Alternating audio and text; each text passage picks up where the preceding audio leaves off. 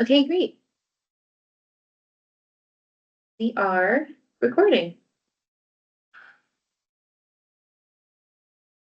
We'll just give people a few more minutes. We'll start at 2:02.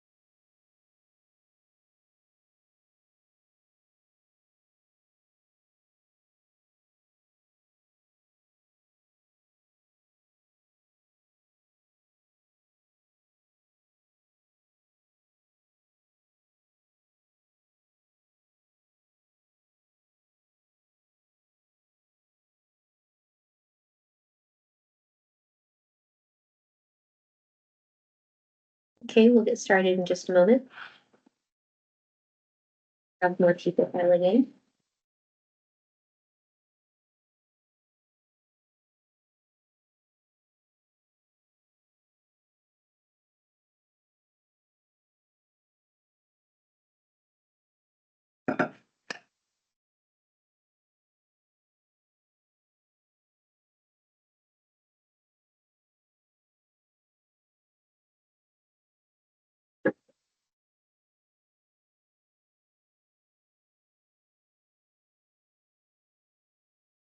All right, it's 2:02. We are recording for your reference.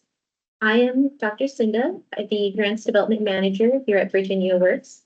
Joining me today is one of our very talented and helpful summer interns, Mary Heine, who will be helping today to moderate the chat and to admit people as they roll in. So let's get started. I will do my best also to have the chat open so that I can see your comments as they roll in. On today's agenda are three primary goals. We are going to be reviewing grant writing fundamentals, how to make your application stand out, as well as how to learn more. And I would just like to invite you all to chime in to the chat if you have any recommendations or suggestions or best practices that are relevant to what we are discussing today, or even if you have a suggestion or a best practice that we don't cover today. If we end up not going over all of our slides today because our discussion was so rich, that is okay. That would be a good thing, and we can pick up these slides where we left off at the next meeting. We are just as eager to learn from you about grant writing best practices as we are to share the information on the slides here today. So, share your success stories. We'd love to hear about your successes and celebrate with you and learn from you. So, to start off the discussion and to help us understand what would be the most useful for you to know in future meetings such as this one, what is your top grant writing challenge?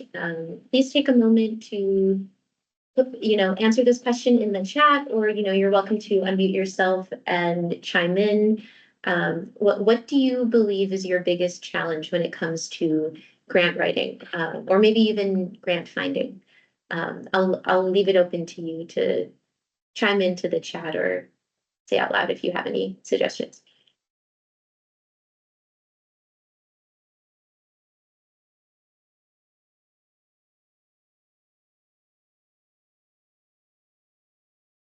Finding a match, yeah.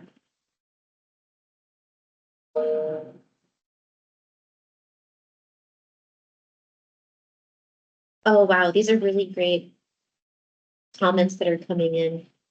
Aligning your needs, the needs of the organization.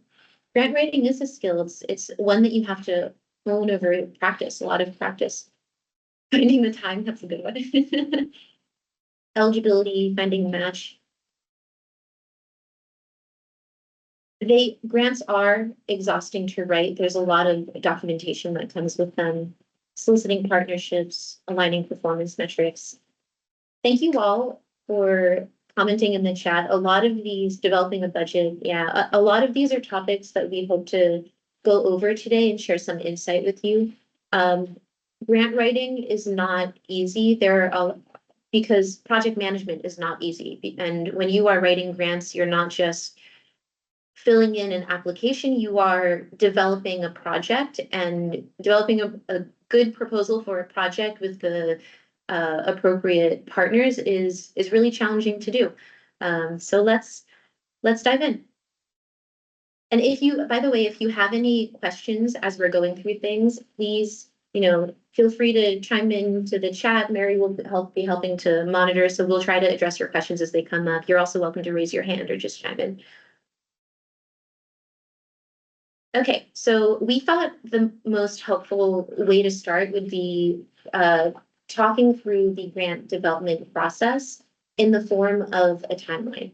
And we're really starting at the beginning here of how do I write grant? How do I find grant? How do I write grant? So the grant development process really begins when you identify your grant, and it ends at the grant deadline.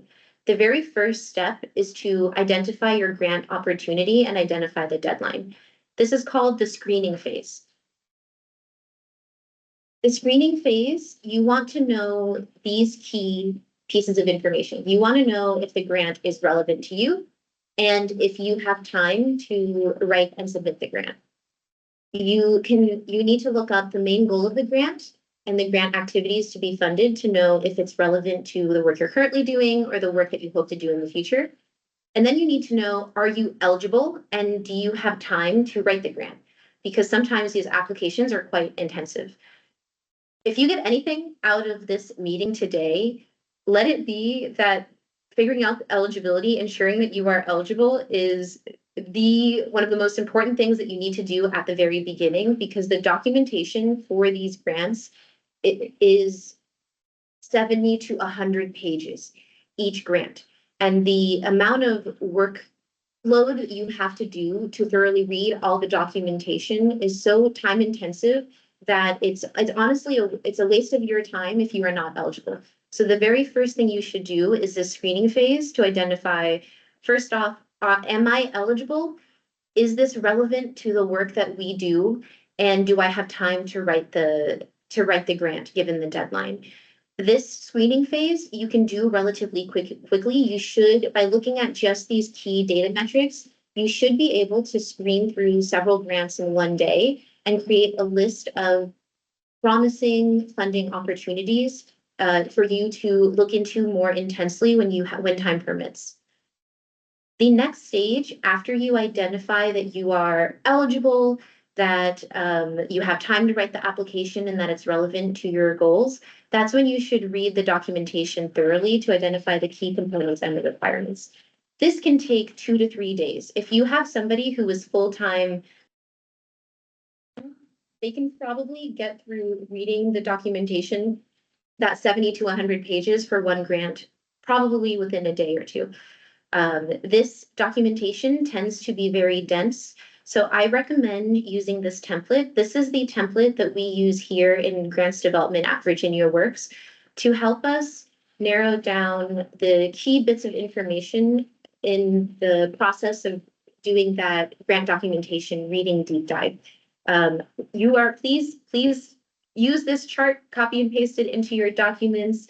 This is literally what I use when I'm reading the documentation to help organize my notes, to make sure that not only is this a funding opportunity that's interesting, but logistically, is this something that we can actually apply to? Do we have the bandwidth and the ability to run the proposed program that is in line with the goals of this funding opportunity? And so please use the resources presented in these slides.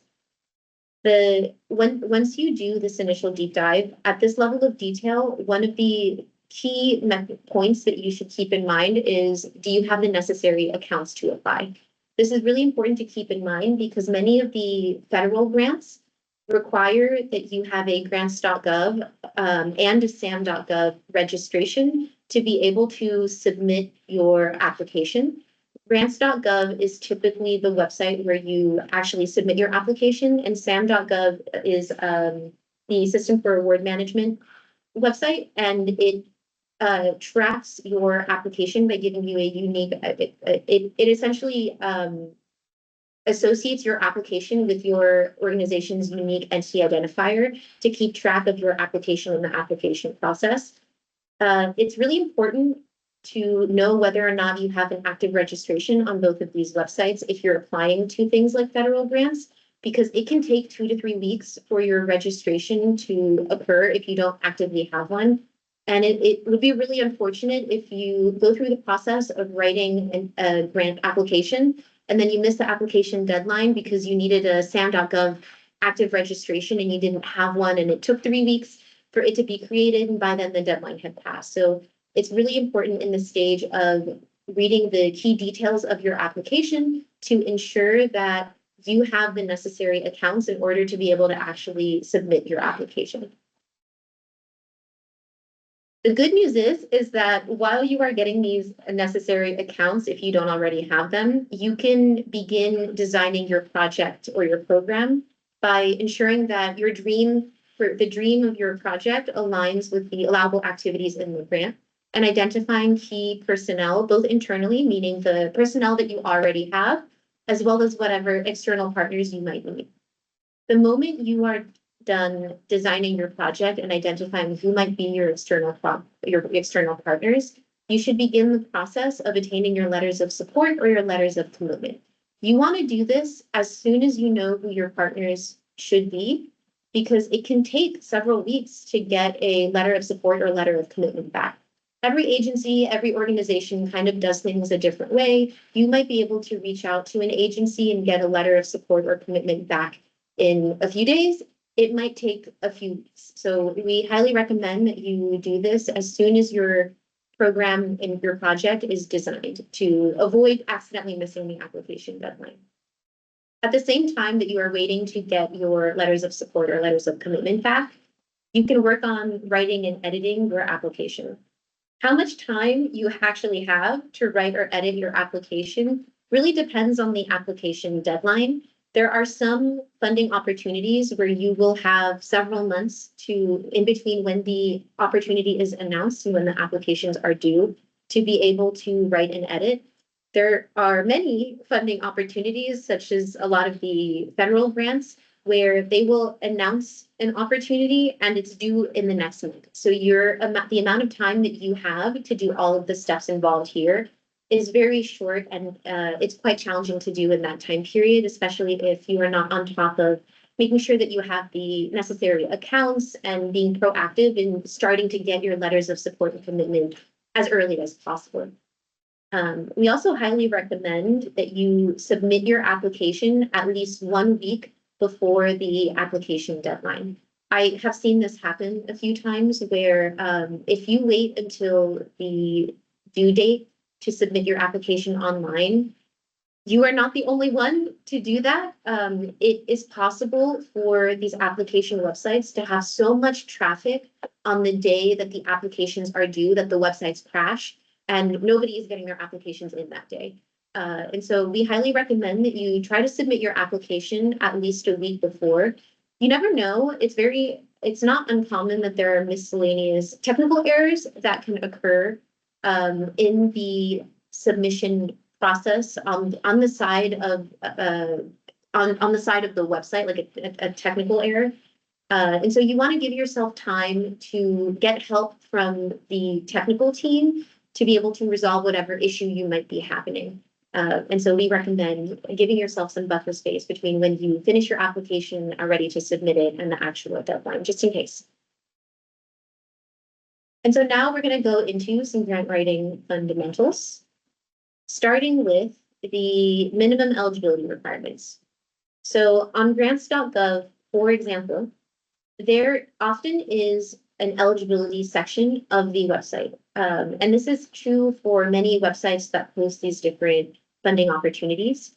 there will be a list of eligible applicants with some additional information.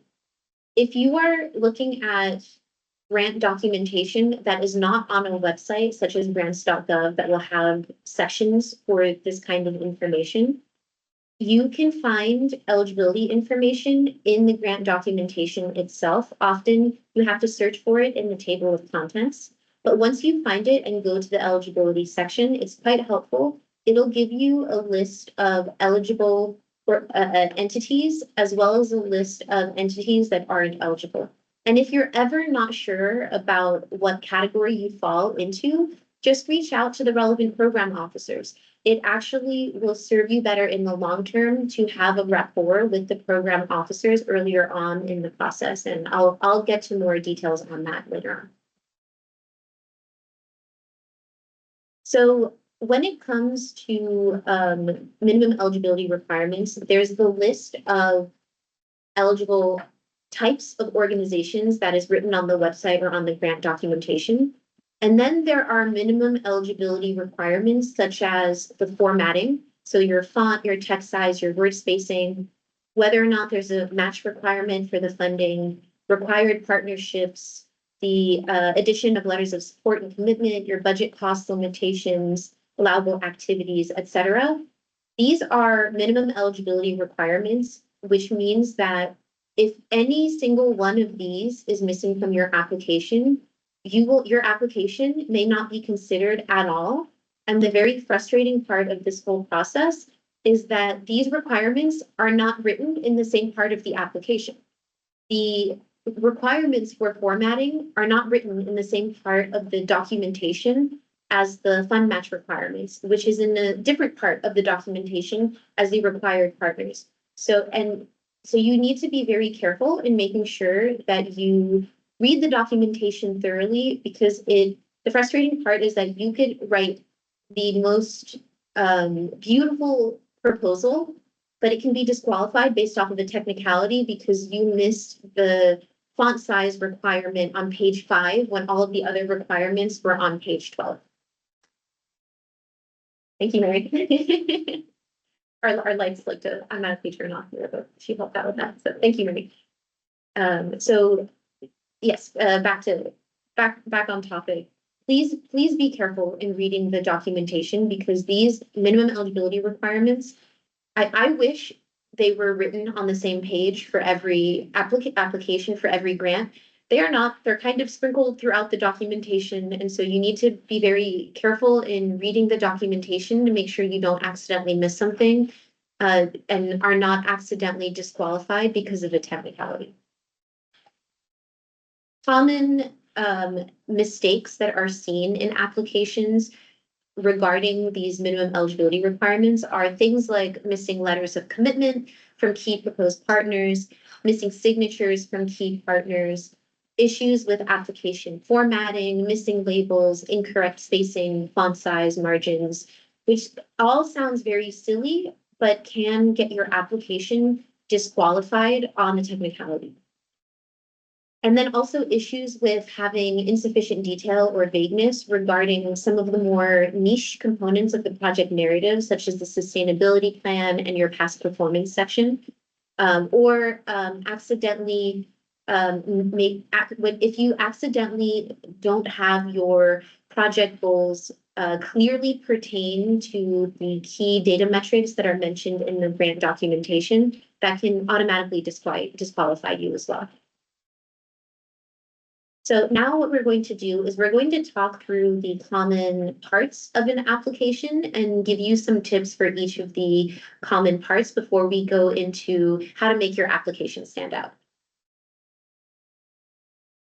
So most applications have a program overview or an abstract, which is where you summarize your proposal. I highly recommend that you write your abstract last, because it is essentially a summary of your project narrative, which is a detailed project description. You start with your project narrative once you figure out your goal for your project and who your partners are. And then you write the project abstract last once you have all the different components of the project narrative built in. The different components of the project narrative include the statement of need, where you use data to describe the need for your program goals, your expected outcomes as they pertain to your program goals, and your partner roles, as well as a timeline, a sustainability plan, which is a description of how the project will continue after funding ends. There's a budget narrative, which is a line item budget that breaks down the calculations concerning how the funds will be spent. And then you have your letters of commitment and your letters of support. So starting with the program overview or the abstract. The goal of the program overview is to summarize your proposal. There are 4 main components. It's your statement of need, your program goals, your expected outcomes as they pertain to your program goals, and your partner goals. And the best applications, the best abstracts tie in your program goals and your expected outcomes and partner goals through your statement of need. What do I mean by that? I'll show you in a moment. The major tips here are you want to summarize the data, the data that justifies the need for your program. And as I mentioned a second ago, you want to describe how your program goals and expected outcomes fulfill the need of your program. So here's an example. Let's say our primary goal is that we need relief from this hot summer. Our statement of need is, I must quench my thirst, or I need relief from this hot summer, and my statement of need is, I must quench my thirst. The data shows that proper hydration leads to positive health outcomes and mood, especially during hot weather. So my program goal number 1 will be to track my water consumption and make sure I drink 100 ounces a day. My expected outcome will be that tracking ensures water drinking compliance, and which will lead to relief, and my partner will ensure to supply enough water. So this is an example of how each of your program goal and your expected outcome and partner roles should tie back to your statement of need, and you should have data that justifies why your statement of need.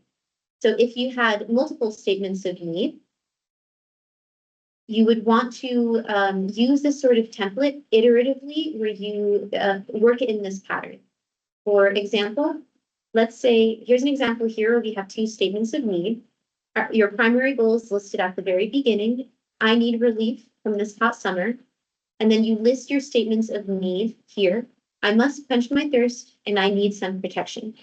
Then you go through, then you reiterate your statement of need number 1, and you go through your data point, your program goal, your expected outcome number 1, and your partner roles number 1.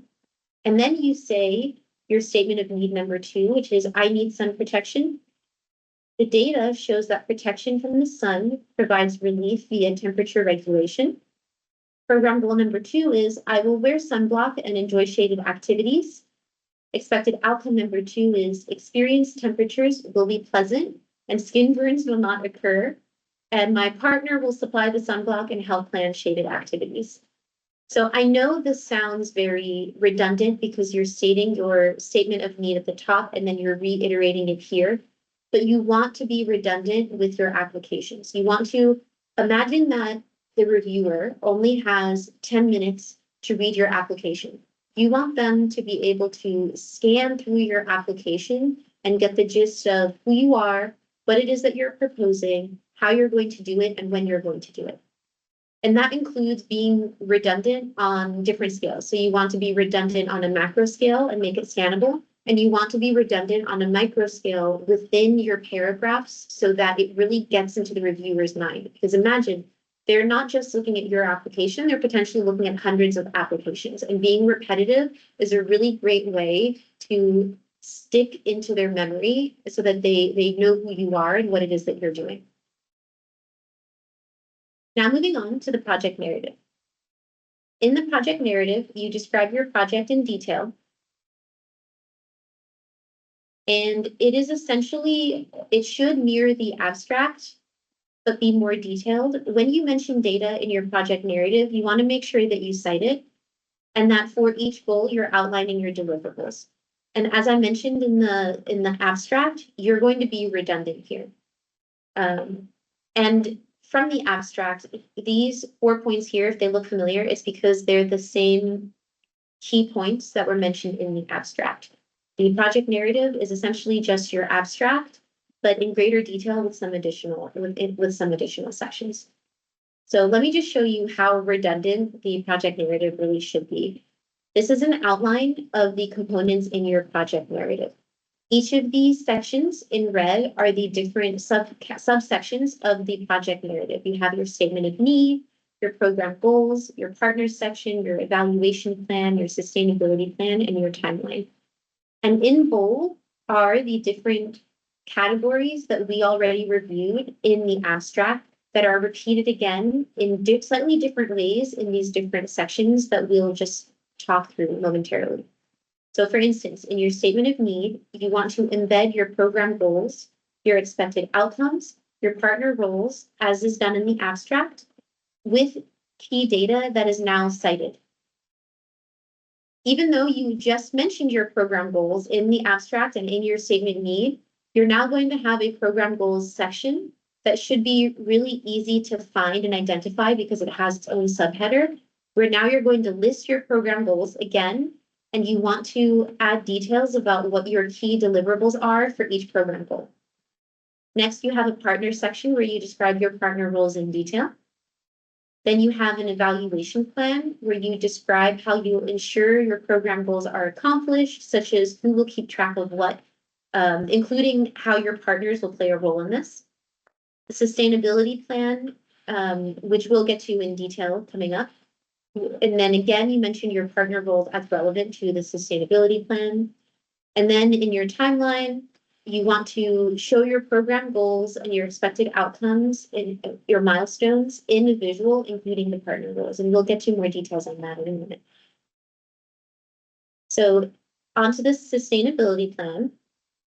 The sustainability plan is an opportunity for you to include sustainable program initiatives that will help with the longevity of your program. You want to show some forethought about how you will continue this program into the future, including whether or not additional funding is needed in the future. If it is, you might want to describe a plan to maintain alternative funding, or you want to have a plan for a program closeout. So this really depends, the nature of your sustainability plan really depends on what kind of program you're proposing and the timescale of it. As for your timeline, you want to mark key milestones and you want to include your partner roles. What's really important about your timeline, and I have seen really promising applications not get funded because they were too ambitious. It's good to be ambitious. It's good to have drive and want to do good work and be eager, but you want to have a timeline that is feasible to do. If the reviewers think that your proposed project is not feasible to do within your timeline or within the team that you are proposing, you are less likely to get funding, unfortunately. It's really important for your timeline to be a visual.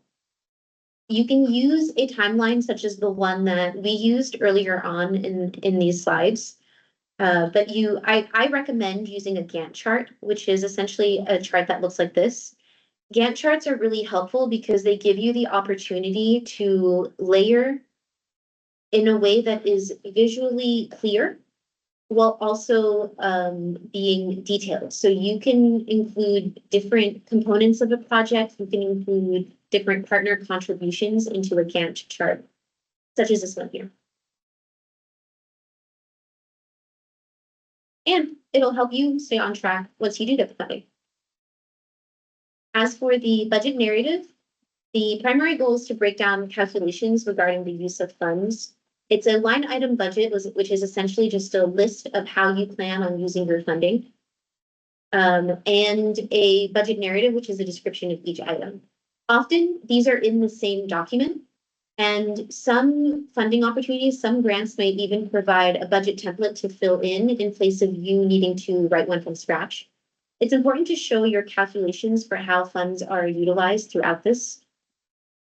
And you really want to make sure that the math adds up. I have seen applications get disqualified because the math didn't add up. Even if this is an honest mistake, it's one that you should try to catch before you submit your application. Make sure your math adds up. Okay, As for your letters of commitment and support, you really want, the goal of the letters of commitment and support is to provide a consistent description of partner roles and to prove to the funding agency that you truly have support from your partners and that they're invested in the roles that they say they are invested in your application. In your letters of commitment or support, you really want to make sure that they're consistent with your project narrative. We highly recommend that you provide your partners a template for how to write you an ideal letter to ensure that they don't accidentally miss anything out. This is really important because, especially for letters of commitment, the difference between a letter of commitment versus a letter of support is that with a letter of commitment, your partners are expected to play a more active role, which requires providing additional detail for how the partnership will work. Will you do accountability checks? What is the frequency of your meeting? What are your key milestones? How will your partners be involved in your specific deliverables? What are their deliverables in ensuring that, and how does that relate to meeting your program goals? So here's an example of the template. We at Virginia Works are committed to partnering with this new bakery on this initiative to share sweets with all. We have an extensive history working with bakeries on these successful initiatives to spread cavities. To accomplish our goals to spread cavities, we will provide unlimited sweets services at these key time points every 10 minutes. We will engage in frequent meetings every 10 minutes, and we will track these key data, including visits to the dentist, to ensure that project goals are met. Thank you. I hope you enjoyed that ad-lib performance. Providing a template for your partners is the easiest way to ensure that they include all of the key details necessary in the application to prove to the funding agency that you truly do have an invested partner. As for the grant search and writing resources, we at Virginia Works are releasing a monthly grant opportunities digest at the end of each month to share funding opportunities that are related to workforce development and education. You can also find funding opportunities on grants.gov. SAM.gov also has funding opportunities, and there are other websites such as the grantportal.com and the grantwatch.com. Please use this template. It really will help you organize your notes when you are doing a deep dive with funding, looking into funding opportunities. And there are also a few checklists. So I will be sure to share these slides in this recording with everybody here today, as well as these checklists, courtesy of the Department of Labor, Employment and Training Administration. These checklists are created with their agency in mind, so they might be the most relevant to Department of Labor funding opportunities, but they're a really great resource to use nonetheless.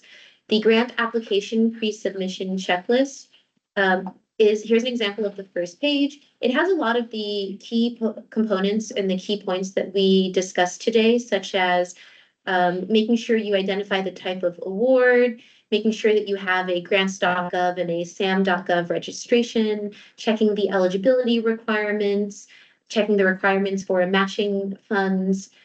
There's also the grant readiness checklist that goes through details about different kinds of grants, and we'll talk you through some more of the programmatic side of preparing to write a grant and create a new program based off of a new funding opportunity, such as financial management. How will you manage the finances coming in from the grant? Then there's the sustainability plan checklist, which will help you write your sustainability section of the project narrative. Now on to my favorite part of these slides, talking about how to make your application stand out. So in order to stand out, you want to be prepared. You want to ensure your application is easy to navigate, that it looks good, and that it's memorable. Before we move on to more details about being prepared, I would just like to take a moment to say that we are a new agency here at Virginia Works, and we are actively working on improving both our practices and our policies when it comes to being more prepared for these sort of funding opportunities and things like data management. So we're right here with you trying to figure out the best way to do this. And one thing that we found to be helpful is starting early. You want to keep an ongoing list of your accomplishments and be mindful of what your performance metrics are and whether or not they're truly serving you. If the work to maintain these performance metrics is worth it, if they've been helpful. These are the sort of conversations that we can have with you at Virginia Works if you need help figuring out what are good performance metrics to have. We are actively working on improving our performance metrics and making sure we are doing this to the best of our abilities as well. You also want to keep an eye on forecasted opportunities. There are many forecasted opportunities on websites such as grants.gov, which means that information about the funding opportunity is available. They're letting you know that something is coming, but they haven't announced it yet, so they're not accepting applications yet. They may not have a deadline. They may not have all of the documentation out for the forecasted opportunities, but it's really great. If you find a forecasted opportunity that's relevant to you, bookmark it, keep it on your list, and regularly check back to see when it's available. If you really want to get ahead of the curve, you can reach out to a program officer for a forecasted opportunity and get additional information about it so you can start working on an application before it gets announced. As I mentioned earlier, a lot of these federal funding opportunities get announced July 1st, and then they're due August 1st. So you really don't, the turnaround time for how much time you have to work on them is really short. So if you know about an opportunity before it's announced, it doesn't hurt to get started early. You really want to make sure that you read the documentation carefully and multiple times and have multiple people read it. The documentation is really dense. That 70 to 100 pages of dense documentation and note taking isn't easy to do. It's very dense. It's very time consuming. It is difficult to read this documentation. It helps to have a buddy to get through it with you emotionally, and because you never want to have only one person at your agency or organization that is familiar with all of the requirements for a grant or a program. It really helps to have multiple people who know the funding requirements and know the ins and outs of the documentation to make sure that something isn't missed in interpretation or that a key detail isn't missed, like you need to use Times New Roman versus Arial font or else your application won't be considered. And educate yourself about the opportunity. This isn't always an option, but sometimes the funding opportunities will they'll host webinars for specific funding opportunities. You should attend those webinars and look for successful examples. So if you find a funding opportunity and this is its second or third year, take a look at previous successful applicants. Take a look at last year's applicants. Take a look at what kind of programs that were successfully funded to figure out if there's a pattern there. There might be, the funding documentation might say one thing, and then you check to see who all of these successful applicants are, and it may reveal another trend regarding who they're actually looking for as far as funding. This is the next thing I'm going to say might make you a little uncomfortable, but this is the best advice that I have ever been given, and this is the most helpful thing I have ever done with my grant writing experience, is knowing the power of having a successful example. The best thing you can do is to have successful examples of a grant application you are applying to work off of. So what is uncomfortable here is that it means you might need to reach out to people and schedule meetings with them to eventually ask if you can see their applications so that you can learn from it. As uncomfortable as this is, it's highly worth it. It's highly worth it. It is the best way to learn what a successful grant is by looking at one.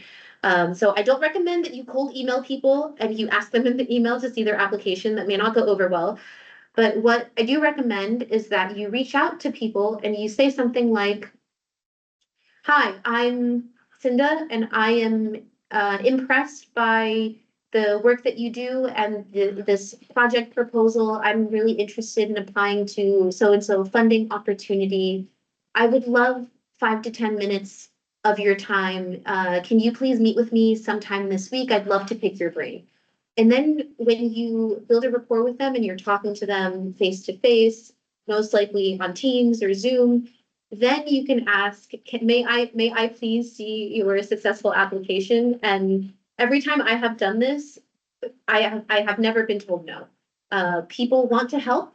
People want to talk about their successes. And if you reach out and ask, you will likely succeed in being able to get an example of a successful application.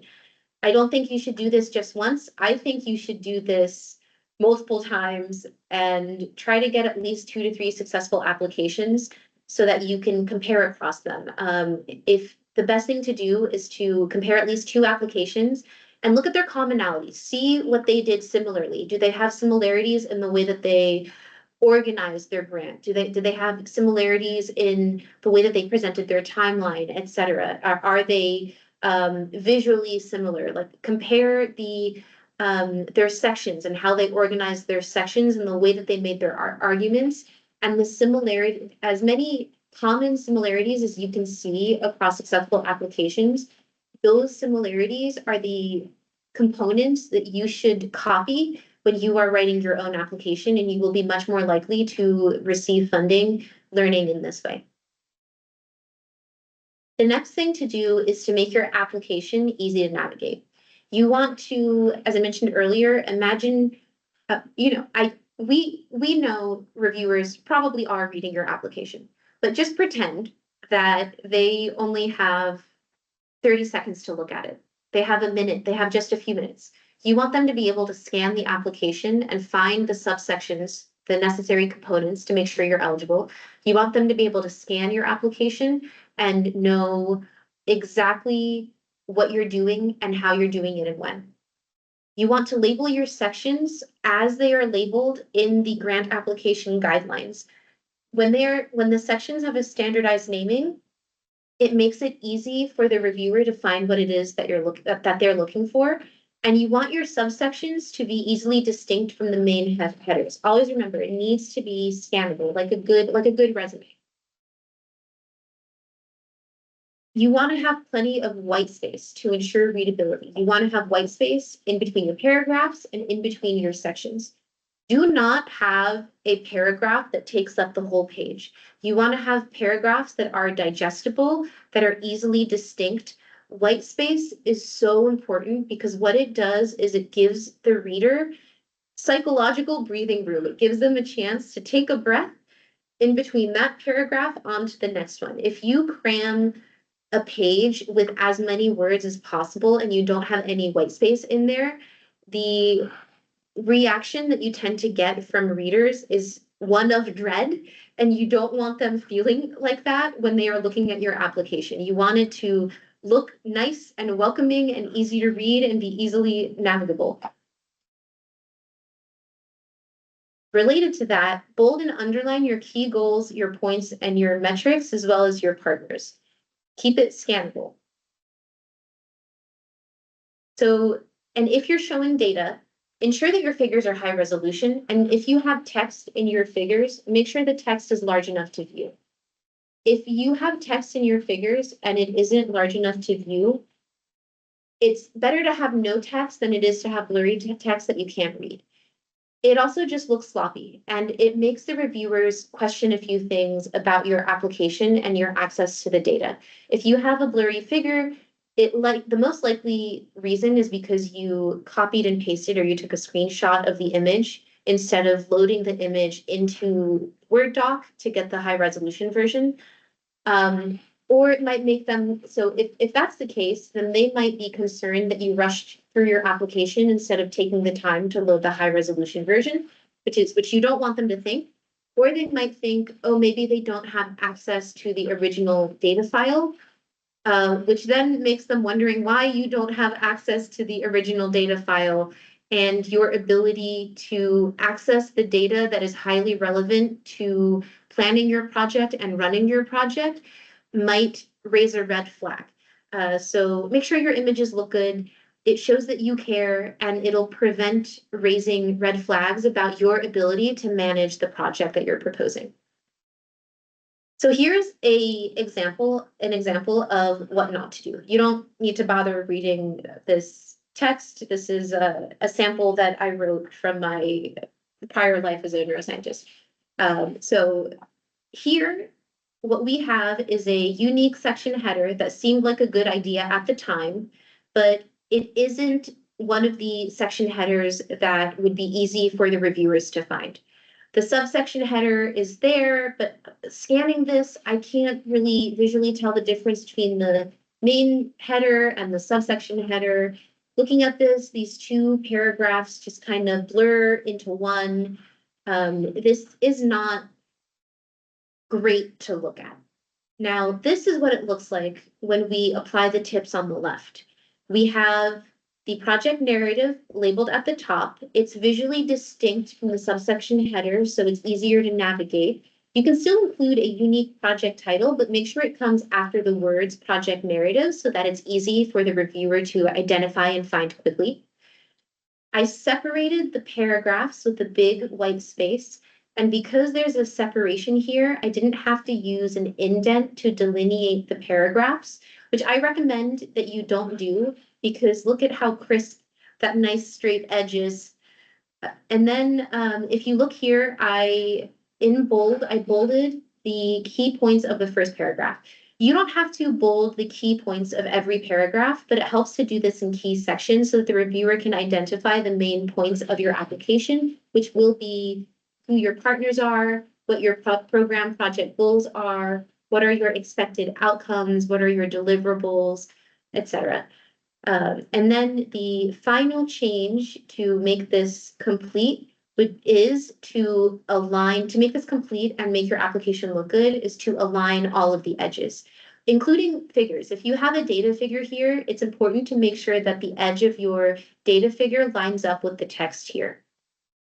I know these little details sound very silly, but look at the difference between where we started and where we ended. And I'd like to point out that there is no big material difference here. This is the same text in both sides, on both sides, but the key difference is how the text is presented, the way that it's organized, and how easy it is to scan, which will make a big difference to the reviewer and their experience when they are handling your application, which will impact how memorable your application was and your likelihood of receiving funding. Thank you, Mary. On to our next point, which is how to stand out, which is be memorable.